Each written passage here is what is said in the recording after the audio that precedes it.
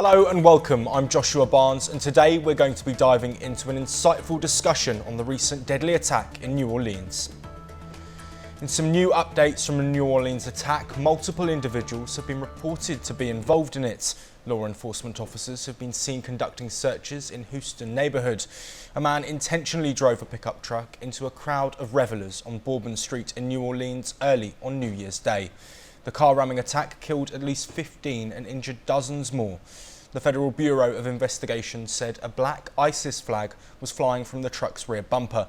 The officials are investigating this as an act of terrorism. The man driving the vehicle has been identified as Shamsud-Din-Jabbar. US President Joe Biden said the suspect posted videos indicating that he was inspired by ISIS, citing the FBI. The vehicle was an electric Ford pickup that appears to be rented. Texas Lieutenant Governor Dan Patrick said on social media Jabbar rented the truck on the 30th of December while living in the Houston area before heading to New Orleans. We're joined by four guests today. We have Raymond Vickery, the former US Assistant Secretary of Commerce. We have Mohammed El Dashan, Director at Oxcon Fragile States Consulting. We have Major General A.K. Sawatch, a defence expert. And we have Ross Feingold, a political risk analyst. Raymond, I'm going to have to come to you first, coming from, of course, the United States. Can we just get an idea of the feeling? This was, of course, a time where people were celebrating the new year and the tragedy that has happened. What is the feeling in America this morning as people are waking up? Well, thanks very much, Joshua. I think there's a feeling of unease. I think most Americans had thought that this style of radical Islamic attack had been put behind us. And that we were moving on. I don't think that people really know exactly what to make of it. Unfortunately, we do have statements from the Trump camp saying that this proves the Trump message on crime, and it remains to be seen whether or not this will take hold in terms of what happens with the rule of law and a reasoned and logical investigation of it. But it does raise in many people's minds that we have not yet to come to grips with how best to meet the challenge of radical Islamic terrorism, not only in the U.S. but around the world. And that issue is very much with us for great democracies like India and the U.S. I think it indicates that the need to work together to cooperate on this and to find ways to be positive and yet and produce the results that we want, namely peace and order and rule of law, that we still have work to do in that area. Mohammed, I'm going to come to you next because this is the second attack now of a similar style, although the beliefs behind who's responsible are different. But this is the second attack that we've seen where a car has been used. Do you think this could be a catalyst for further copycat attacks like we've seen in the past across Europe, but also across the world? Thank you. That's a very good question, actually. You are right in pointing out that this is not a single attack. There was a similar one, an attempted similar one, where someone also rented a car from the same website and conducted a mainly failed attack near the Trump Tower in Vegas. And it's interesting what it is that is being focused on. If anything, I'm more concerned about how the entire, how this is being used by political operators, as Raymond clearly pointed. The Trump campaign had statements on the matter. But what it is about that story that's being focused on? I mean, the man is a long-term U.S. Army veteran, and apparently the one in Las Vegas, that the suspect also had army ties, and it's not sure how deep this entire thing, or how well orchestrated it is, and whether they're individual elements or there's something that more nefarious behind them. My concern right now is how this is being framed to sort of demonize a part of the U.S. population, even though the man is as American as apple pie. He was born in Texas, grew up there, has served in the army for more than a decade. But yeah, the whole, and by the way, the whole bit about the found an ISIS flag in the trunk is a fairly strange detail, shall we say.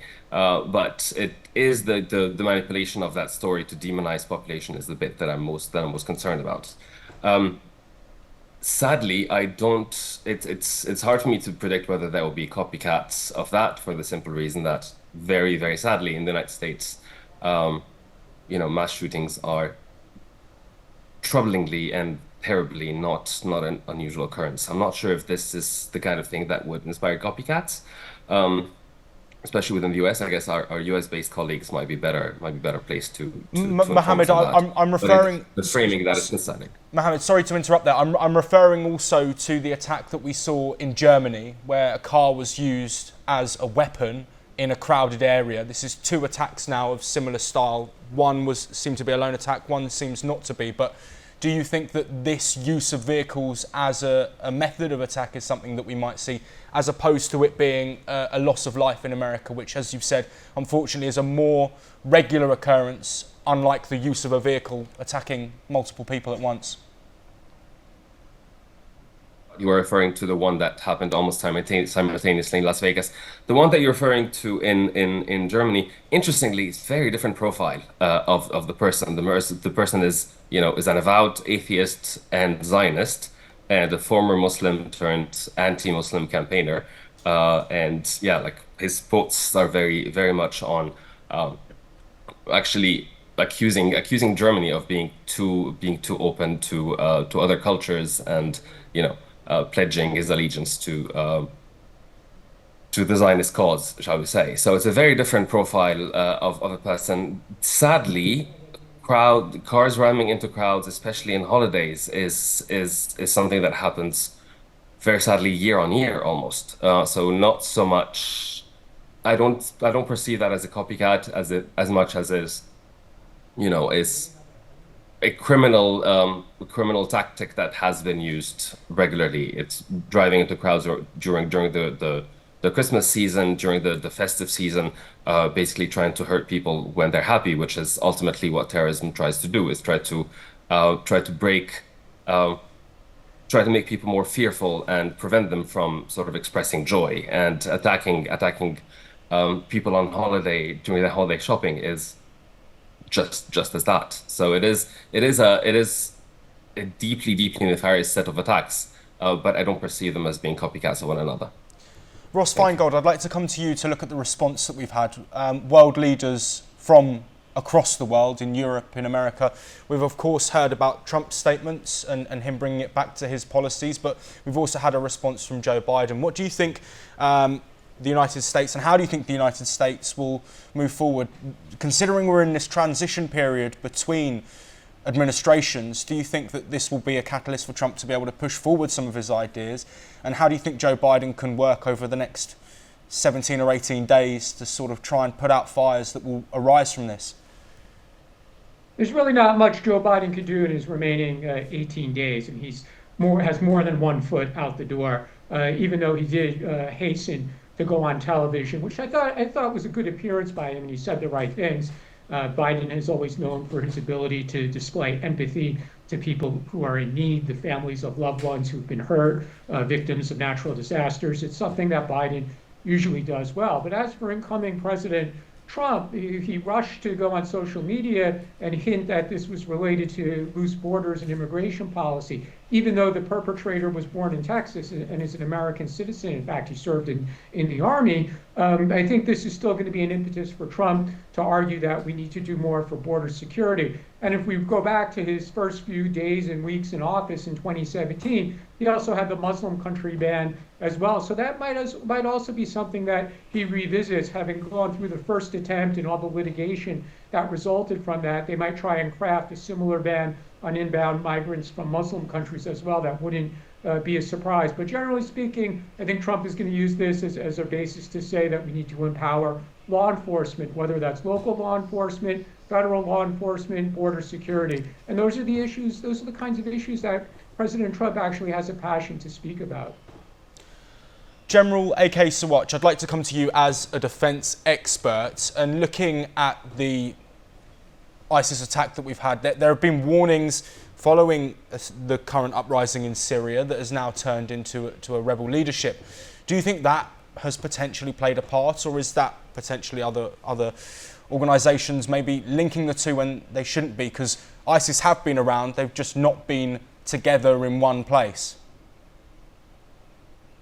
As far as the terrorism is concerned, it does not have any boundaries. And there is no doubt what is happening in Middle East, what is happening in Syria, what is happening in Russia, Ukraine, obviously has an impact all around the world.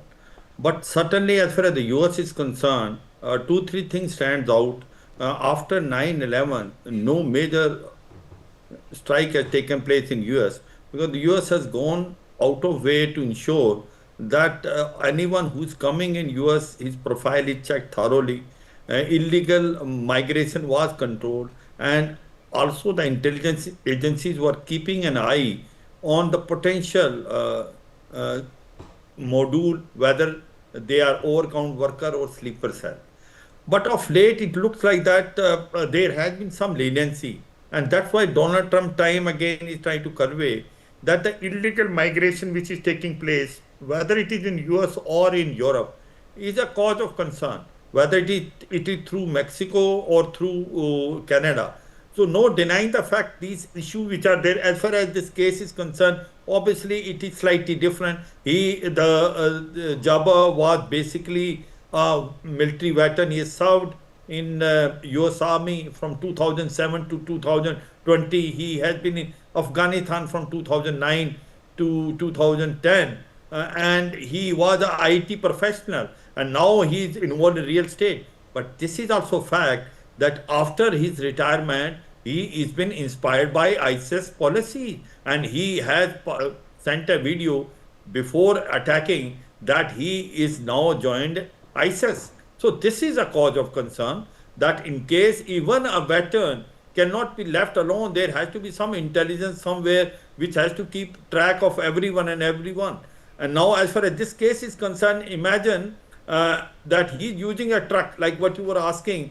Is this a new weapon which will be utilized by the terrorists all around the world? Obviously, because this is the least suspected and cause and create a major havoc.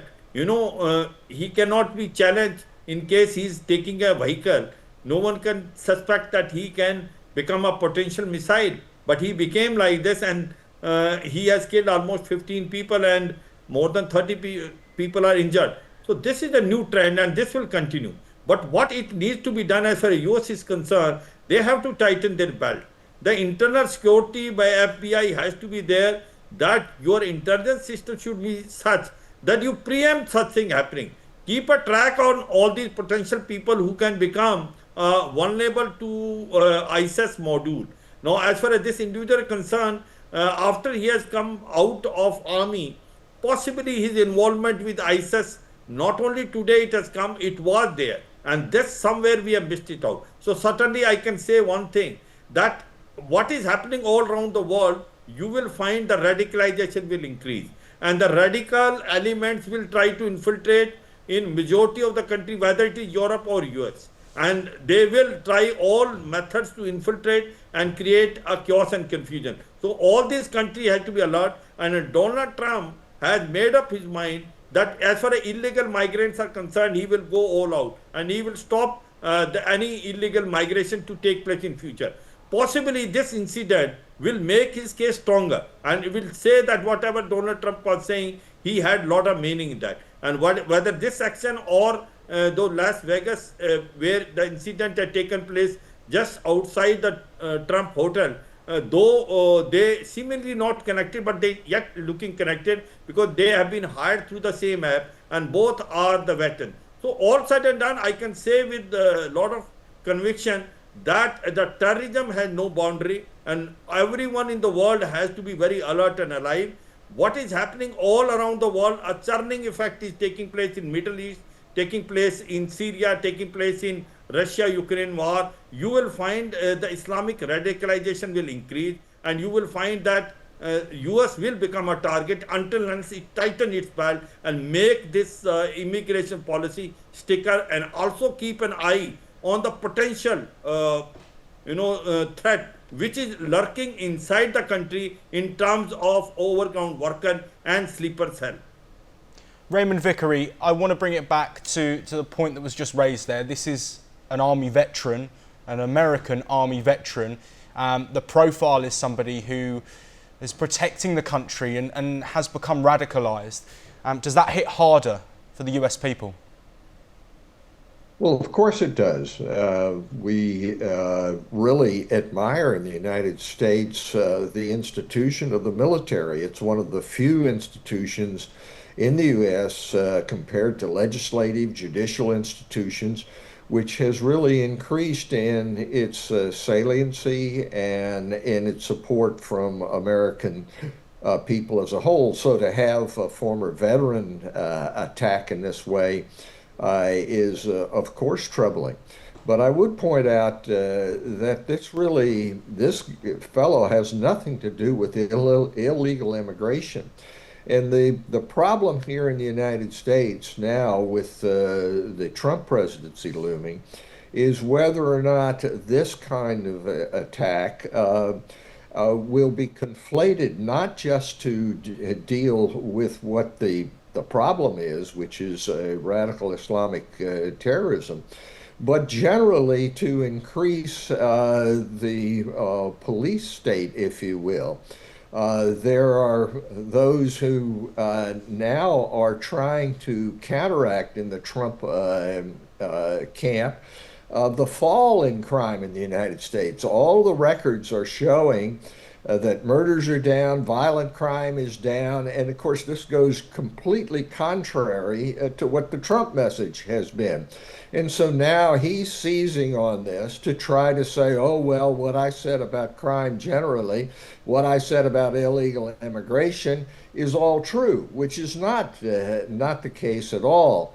So it takes a calmer and more intellectual approach to be able to come up with solutions here. And it remains to be seen whether or not the usual approach of Donald Trump, and that is to take one small nugget of truth and try to conflate it into a big lie, will work here again.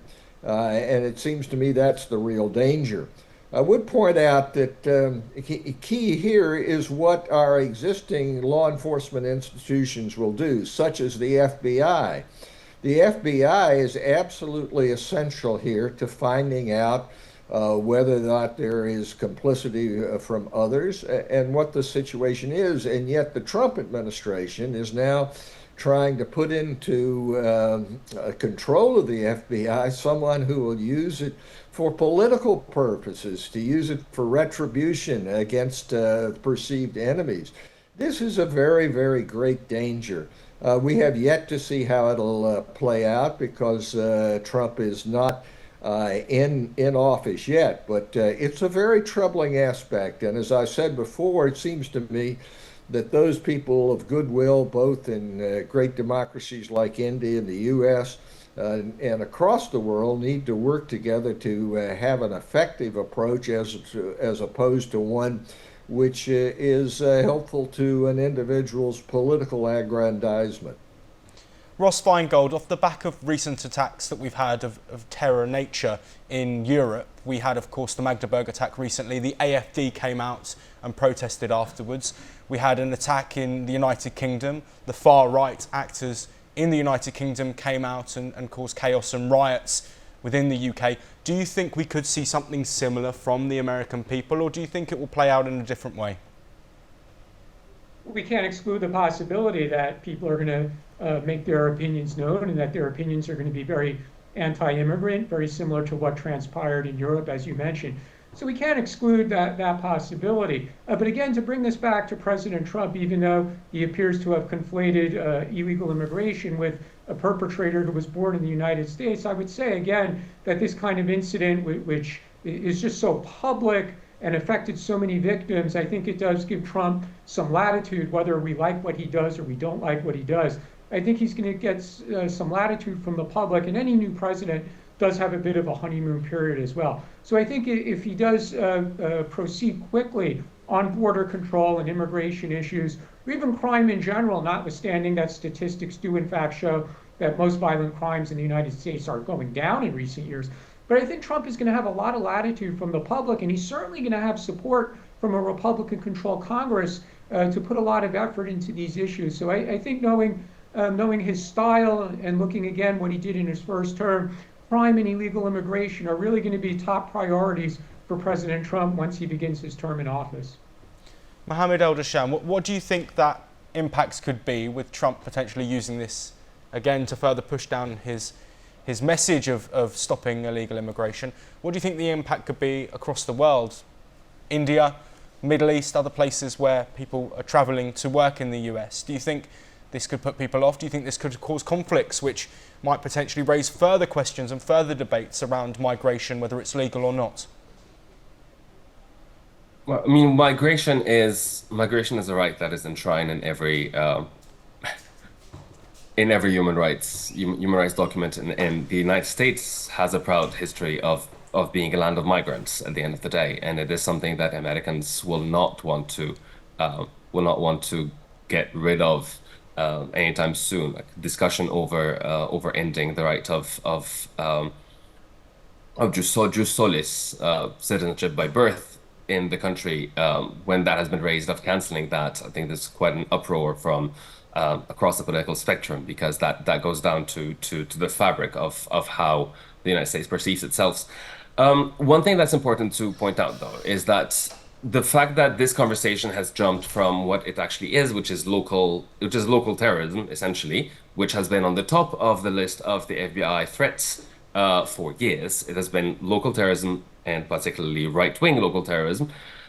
This could have been a catalyst for a conversation around how to address this, potentially how to address weapons control, etc., etc. But the fact that this conversation is shifting from local terrorism into migration, which, as was pointed out, is not the crux of the debate here. The only way to make that point from one to the next is if we're talking about a terrorist that was born and raised in the U.S. and is an army veteran and had his own grievances, which were financial and whatever by nature of that he described, is that if we start thinking about, or if we allow the thinking to go through that discourse that we just heard earlier of sleeper cells and of fifth columns, this is potentially deeply damaging, right? So if that conversation, whether it's on domestic terrorism or if it's about migration and migration rights, that needs to be done in as little sensationalist way as possible, because other than that, that's the kind of things where lots of people get hurt along the way of those fake demons that are being branded, and all the calling the people of particular descent as sleeper cells and so on. Will it affect? I don't know. I mean, this is a very difficult part of the world right now, or time in the world, right? Have that rise in the right wing sentiment across many recipients of migration flows, shall we say? But yeah, I mean, people don't migrate essentially unless they feel that this is better than the option of staying home. And therefore, that's not how you approach migration controls. There's the legal and security aspect of it, but there's also the socio-economic development aspect of it, and all of that needs to be addressed holistically if we want to have a serious conversation about migration. Sadly, I think this will end up being, taking the worst possible turn of conversation, which will be a lot more about racism than xenophobia, very unfortunately.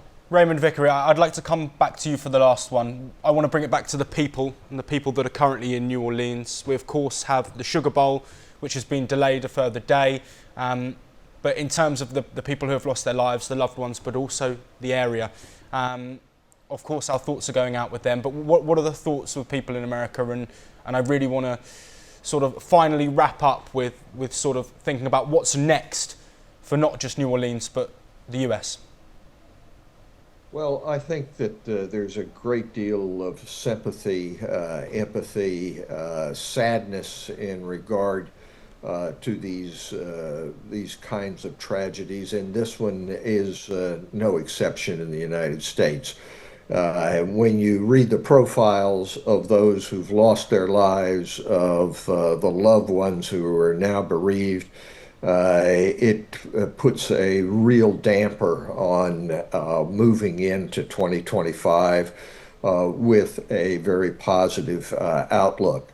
But the American people are very resilient, as has been shown. We have faced this kind of tragedy, and in terms of numbers of lives lost, even worse kinds of situations. We are a work in progress here, trying to be a more perfect union. I think there will be a rallying effect. The question is whether or not someone who is trying to feather their own nest and further their own political ambitions will be able to use this to affect the fabric of life. But it is a real damper and makes us all realize how much yet there is work to be done in 2025 to bring peace in the world. Raymond Vickery, thank you very much. Also, thank you to our other guests, Mohammed El Dashan. Thank you very much, Ross Feingold. And thank you, AK Sawatch. That is all we have time for. We will continue to bring you the latest updates from New Orleans and across America and across the world.